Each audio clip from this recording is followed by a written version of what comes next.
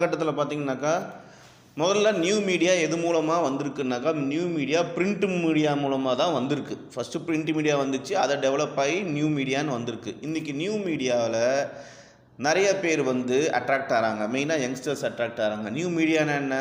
நீங்கள் யூஸ் பண்ணுற websites, social media, இன்டர்நெட்டில் இருக்கிறது எல்லாமே நியூ மீடியா. இதுக்கு பார்த்திங்கனாக்கா எல்லா யங்ஸ்டர்ஸும் அட்ராக்ட் ஆகிறாங்க. இப்போ இந்த அட்ராக்ட் மட்டும் ஆகிறது இல்லாமல் அதில் எழுதவும் செய்கிறாங்க, ப்ளாக் எழுதுகிறாங்க, வ்ளாக் எடுக்கிறாங்க. ஸோ இந்த மாதிரி விஷயங்கள் எல்லாமே ரொம்ப இன்ட்ரெஸ்டிங்காக பண்ணிகிட்ருக்காங்க. இது அட்ராக்ட் ஆகிறதுக்கு என்ன காரணம்? ஒன்று.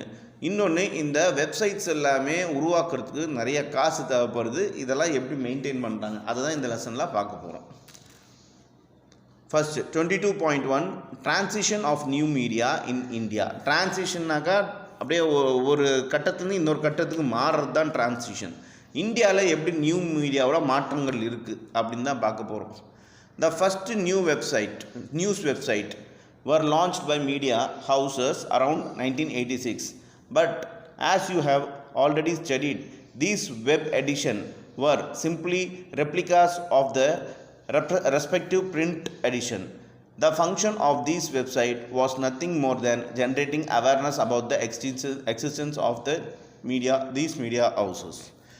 ஸோ 1986 தான் பார்த்தீங்கன்னா ஃபஸ்ட்டு ஒரு வெப்சைட்டுங்கிறது லான்ச் பண்ணுறாங்க. அதுவும் நியூஸுக்கு உண்டான வெப்சைட்டு.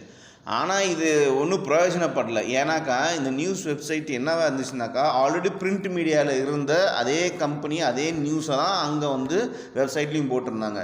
ஸோ பெருசாக அது ஜென்ரேட் ஆகலை, அதாவது பெரிய லெவலில் அட்ராக்ட் ஆகலை அப்படின்னு சொல்கிறாங்க.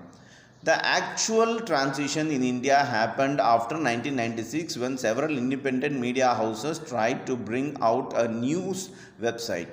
But after 2000, most of the independent media organizations also with their website closed down.